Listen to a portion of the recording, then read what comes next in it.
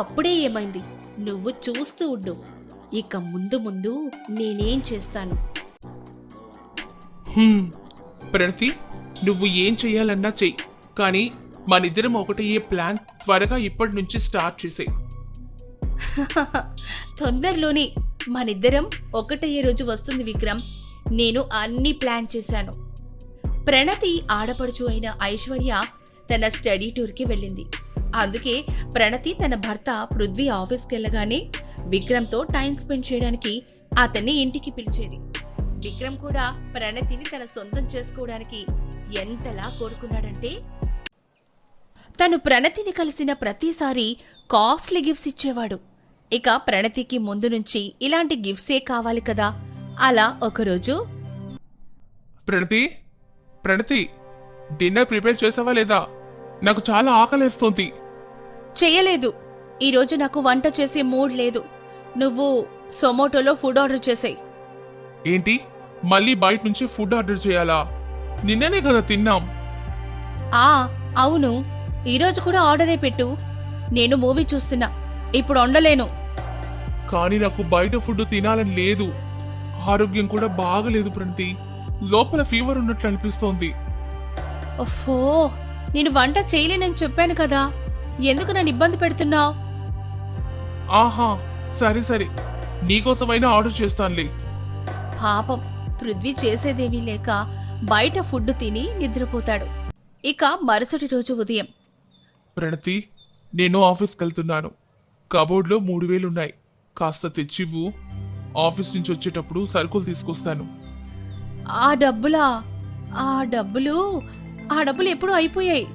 నేను అమ్మ వాళ్ళ ఇంటికి వెళ్ళాను. ఖాళీ చేతులతో ఎలా వెళ్ళగలను? అందుకే కొన్ని స్వీట్స్, ఫ్రూట్స్ తీసుకొని వెళ్ళాను. అవునా? అయితే సరే. అన్నట్లు ఈ కొత్త డ్రెస్ ఎప్పుడు తీసుకున్నావు? అబ్బబ్బా, ఎన్ని ప్రశ్నలు వేస్తావబ్బా. ఈ డ్రెస్ అమ్మిచ్చింది. అలాగా? ఈ డ్రెస్ లో నువ్వు చాలా అందంగా ఉన్నావు. Thank you. ఈ అందమంతా మీరు చూపించే ప్రేమతో వచ్చింది. ఏం ఆలోచిస్తున్నావు వైషు? ట్రిప్కి వచ్చినప్పటి నుంచి చూస్తున్నా ఏదో ఆలోచిస్తూ దిగులుగా ఉన్నావు. ఏం లేదు, వదిన గురించి ఆలోచిస్తున్నా. ఇక్కడికి వచ్చిన రోజు నుంచి తనకు ఎన్నిసార్లు కాల్ చేశాను, కానీ ఒక్కసారి కూడా కాల్ లిఫ్టే చేయలేదు. కనీసం మిస్డ్ కాల్స్ చూసుకొనైనా మళ్ళీ కాల్ చేయలేదు. ఇంత చిన్నదానికి అంత బాధపడుతున్నావా? వదిన చేయకపోతే అన్నయ్య రోజు తానే కాల్ చేస్తున్నాడు కదా. వదిన ఇంటి పనుల్లో బిజీగా ఉందేమోలే. లేదు ప్రభా, పిల్లైనప్పటి నుంచి చూస్తున్నాను. వదిన నన్ను ఏదో ఒకటి అంటూనే ఉంటుంది. అన్నయ్యకి నేను భారంగా ఉన్నట్లుగా ప్రవర్తిస్తోంది. నా చదువుకు అన్నయ్య చాలా ఖర్చు పెడుతున్నాడు. అయితే మేడం గారు, ఇక నీ చదువు 1 సంవత్సరమే ఉంది కదా. చదువు పూర్తయ్యాక మంచి జాబ్ తెచ్చుకొని వచ్చిన శాలరీతో మీ వదినకి రోజు గిఫ్ట్లు ఇవ్వు. అప్పుడు తను ఇవన్నీ మర్చిపోతుందిలే. రేపే మన టూర్ అయిపోతుంది. బాగా ఎంజాయ్ చేశాం కదా ఇక్కడ. ఎంజాయ్తో పాటు మన ప్లాన్స్ రీసెర్చ్ ప్రాజెక్ట్ కూడా బాగా జరిగింది.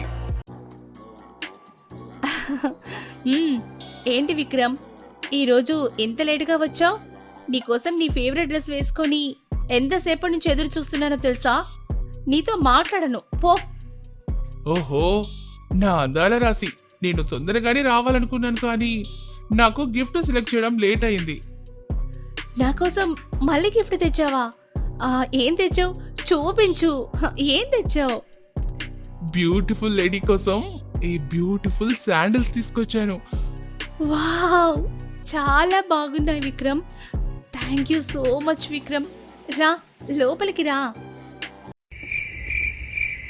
ఐషు, నువ్వు కూడా మాతో పాటు మా టాక్సీలోనే రావచ్చు కదా. ఓహో, ఐఎమ్ సారీ లలిత. యాక్చువల్లీ నన్ను పిక్ చేసుకోవడానికి మా అన్నయ్య వస్తానన్నాడు. మరేం పర్లేదు లలిత, నువ్వు నేను టాక్సీలో వెళ్ళిపోదాం పదా. ఐషు తన అన్నయ్యతో వెళ్తుంది. ఐషు, హరి అన్నయ్య వచ్చేసాడు. Okay, bye guys, see you. Bye bye. Bye Aishu. 20 రోజుల తర్వాత తన అన్నయ్యని చూసిన ఐషు ఆనందంతో గడగడ మాట్లాడడం మొదలుపెట్టింది. అన్నయ్య, స్టడీ టూర్లో నేను ఎంత ఎంజాయ్ చేశానో తెలుసా?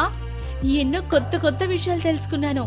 అక్కడ టీచర్స్ అందరూ చాలా ఎక్స్పీరియన్స్డ్ గా ఉన్నారన్నయ్య. థ్యాంక్ గాడ్ నువ్వు సక్సెస్ఫుల్ గా ట్రిప్ పూర్తి చేసుకుని వచ్చావు. నాకెప్పుడో తెలుసు నా చెల్లెలు చాలా టాలెంటెడ్ అని. నువ్వు ఇలాగే బాగా కష్టపడి మంచి జాబ్ తెచ్చుకుంటావని నాకు నమ్మకం ఉంది ఐషు. అన్న చెల్లెలిద్దరూ స్టడీ టూర్ గురించి మాట్లాడుకుంటూ ఇంటికి చేరుకున్నారు. ఆహ్, ఎవరిది ఈ పర్ఫ్యూమ్ స్మెల్ ఇంత బాగుంది? అన్నయ్య, నువ్వెప్పుడు వాడి పర్ఫ్యూమ్ చేంజ్ చేసావా? లేదే, నేనింకా ఆ పర్ఫ్యూమే యూజ్ చేస్తున్నా. నాది. ఆ పర్ఫ్యూమ్ స్మెల్ నాది. నీదా? కాని వదినా, అది జెంట్స్ పర్ఫ్యూమ్ కదా. అయితే ఏంటి, నాకు ఆ స్మెల్ నచ్చింది, నేను తీసుకున్నాను. ఇందులో నీకేంటి ప్రాబ్లం ఆడపడుచు గారు? నువ్వు నీ రీసెర్చ్లు నీ ప్లాన్స్ మీదనే చెయ్యి, నా మీద కాదు. అయ్యో వదినా, నేనేదో నార్మల్గా అడిగాను, అంత కోపం ఎందుకు? డిన్నర్ రెడీగా ఉంది, ఇద్దరు త్వరగా ఫ్రెష్ అప్ అయి రండి, తిందురు. ఓ నా డార్లింగ్, ఎందుకు ఈరోజు బాధగా ఉన్నావు? బాధగా కాకుండా ఇంకా ఎలా ఉండాలి? ఆ ఐశ్వర్య స్టడీ టూర్ అయిపోయింది. ఇప్పుడు కాలేజ్ అయితే వెళ్ళింది, కానీ తనెప్పుడు కాలేజ్ ఎగ్గొట్టి ఇంటికి వస్తుందో తెలీదు. ఇలాగైతే మనిద్దరం ఎలా కలవగలం? అదా అసలు విషయం.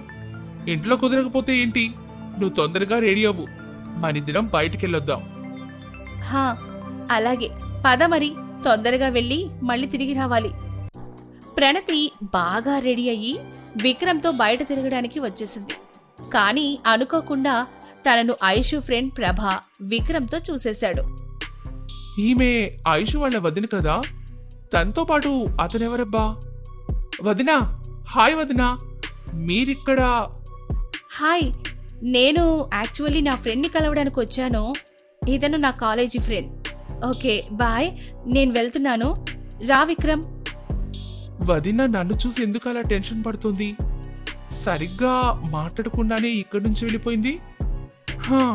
ఏంటో. ఇక ఆ రోజు రాత్రి అందరూ భోజనం చేస్తూ ఉండగా ఐశ్వర్య ప్రణతితో ఇలా అంటుంది. వదినా, ఈరోజు మధ్యాహ్నం నువ్వు ఎక్కడికైనా బయటకెళ్ళావా? యాక్చువల్లీ ప్రభా నీతో మాట్లాడాడు కదా, అతనే చెప్పాడు నాకు. నా వెనకాల గూఢాచారిని పెట్టావా నువ్వు? నేనెక్కడికెళ్తున్నాను, ఏ పెర్ఫ్యూమ్ యూజ్ చేస్తున్నాను, వీటన్నిటికీ సమాధానం నేను నీకెందుకు ఇవ్వాలి? వదినా. ప్రణతి, ఐషు నిన్ను అడుగుతుంది అంతే. నువ్వెందుకు అంత కోపడుతున్నావు? నువ్వు బయటకు వెళ్ళవని కనీసం నాకన్నా చెప్పాలి కదా. ఏంటి, నీకు చెప్పి వెళ్ళాలా? నా సొంతంగా నేను ఏ డెసిషన్ తీసుకోలేనా?